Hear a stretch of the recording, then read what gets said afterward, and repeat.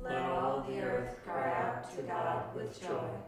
I pray for our women that they can find in their heart what Christ put there, and that they are able to have the desire and the strength and the courage and the fortitude and the support that they need to get to be able to live that they live that what was put in their heart, and also to discover their inherent dignity and walk in it.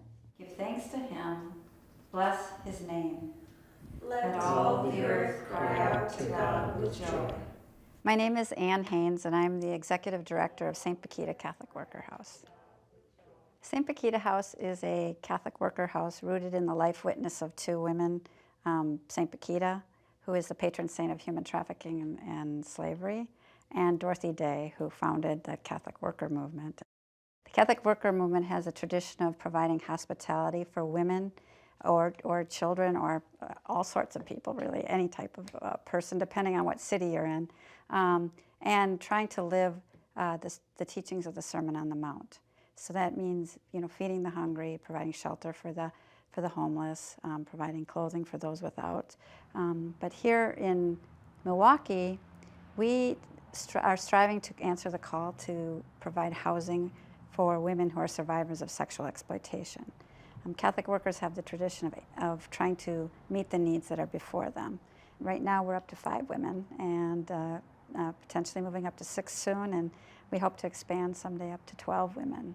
We are open to women from age 18 up, so adult women, and the women are able to stay for up to 2 years. But right now we're in the 30 to 50 range through the Franciscan Peacemakers program. The first step is that they need to engage in a program for sobriety, and then they are given, the choice to live here or not. The partnership between the Franciscan Peacemakers and St. Bakhita House is, it works out really well, because we have the housing, the hospitality, the community. The Catholic workers live on the 3rd floor, are able to live in solidarity and walk with the women every day. So we are able to provide a loving family atmosphere for the women who live here. And the Franciscan Peacemakers, through their Clare Community Program, are able to connect the women with the services that they need, whether it's related to trauma and healing, or connect them to their healthcare needs, or any type of meetings for addiction, transportation. They also, through their wonderful social enterprise, are able to provide some employment for the women once they get to a point where they're able to start to make their way out into the world. I actually live here. I live on the 3rd floor, and survivors live on the 2nd floor. So this is what our residence rooms looks like. Some of them are bigger. I think this is probably the smallest one, but it's beautifully decorated by room sponsors from St. Dominic's, and it's waiting for our next resident and our next community member. So here we have a dining hall that accommodates up to 25 people. It's where we eat our meals, and we also can hold events in there. If I didn't live here, it would be hard to call it a Catholic worker, in my view, because we're called to live in community with people. It has been remarkably positive, the feedback that the women have given us. They have been so kind and grateful, which isn't something that I expected or think is necessary, but they have pitched in and done their chores. We all have chores. We have a chore chart, and we follow that. And they are, I think they can feel that there's something different here as far as being a community. I think they feel that strong sense of support. And I think it's pretty wonderful that we have not lost any of the women, because that's a pretty common thing, to have people drop out of something like this, and fairly quickly. And we haven't lost any of the 5 women. I absolutely love them like family already. It just has gone extremely well. I mean, the interaction is much like many of us you wake up in the morning and you're eating a muffin with somebody, or I like to bake a lot for them, and You know, I'm a mother of 6 children, so I'm kind of I like that mama role. I really believe that relationship building is a slow process, and it's a matter of building trust. So I have been trying to really train myself to not be overly overbearing with regards to things like that. I really think it's important that the women open up on their own accord. I don't push women ever, but I like to just kind of be there. And you know, I mean, you offer nuggets of advice here and there. You know, there's things I learn from them too. What do you learn from them? Incredible perspectives on courage and perseverance through troubles.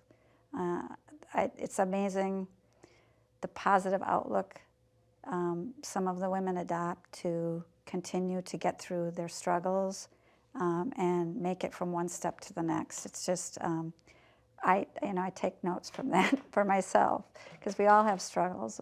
Certainly, you know, I'm not comparing my struggles to theirs, but it's amazing to watch them. They are really remarkable women. What I really am attracted to is Dorothy's view of that's rooted in Christian personalism, that sees Christ in every person, their innate dignity, and loves them with a no matter whatness. Just loves everyone because they're created in the image of God. And to me, the idea of living in solidarity with the people that you're walking with makes sense. And looking at what Jesus said in the gospel and taking it literally because he meant it, what he said, to me is really something that is a beautiful way to follow Christ's call. And I found, I think more than any other witness in the 20th century, I think Dorothy Day got Jesus. What would happen to these women if Bakhita House didn't exist? I can't say that I've ever entertained the idea of what would happen to the women if these housing opportunities didn't exist. That thought makes me feel ill. I don't know. What is the answer to ending human trafficking? I think the answer to ending human trafficking is a very complex one. And you know, I think there's a lot of different facets to that, and I'm certainly not an expert on that. But I mean, I think it starts in the home, when we're in the family, in the home, when people are young, being taught about it, that the children are taught to be aware, that men especially are taught the dignity of women, and people are loved well. I think it's important that, you know, people aren't statistics or data, and sometimes things will go well and sometimes they won't.